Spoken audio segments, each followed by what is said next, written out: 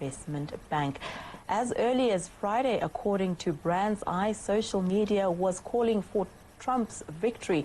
And now joining us via Skype to talk more about some of the nuance from social media is Brand's Eye CEO JP Kloppers. A very good afternoon to you, JP. Well, you called it Donald Trump it is for the US. So it is, yeah, shock to the world.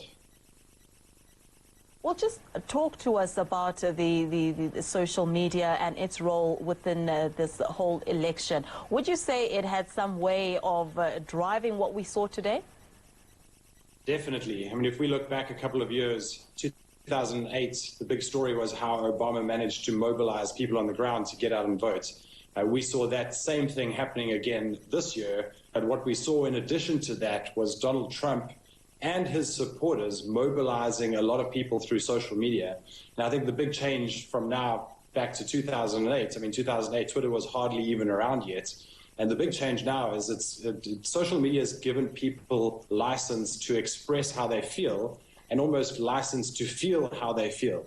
And whereas before maybe you would never come out in support of somebody who said the things that Donald Trump has. So what social media allows you to do now is to see, hang on, I'm not the only one who thinks that maybe this is a good idea, there are others. And so that mobilization has happened more on social media, I would argue, that has happened across all the other kind of instruments and machines which traditional politics would require you to do. Well, a lot of people have called this campaign one of the nastiest we've seen in a long while, and they say that social media had a big role to play. Would you say that they're being unfair when they make this observation?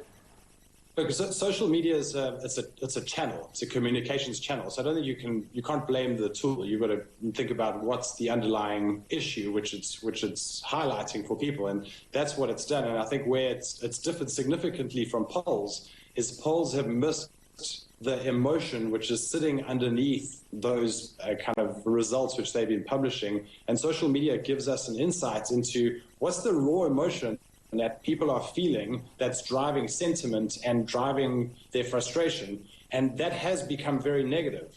But the surprising thing, and I think where we've got to be careful with social media, is if you're in South Africa and you like me in any way, we were seeing a lot of negativity towards Donald Trump. I mean, all the big talk show hosts, all of those kind of the big stars coming out saying we should never vote for this person, that getting shared. And so we were hearing a lot of that kind of rhetoric in our social media channels, but that wasn't the full picture. What we were seeing in the US on the ground is even more negativity towards Hillary Clinton. And that to me was a big surprise. So while it was all about negativity, I think the deep mistrust that the US populace have in politicians at the moment, we saw that play out in almost a bigger way than any of the negativity towards Donald Trump did. We'll have to leave it there. Thank you so much for joining us. That's Brand's Eye CEO JP Kloppers. Well, that's all from us here in South Africa.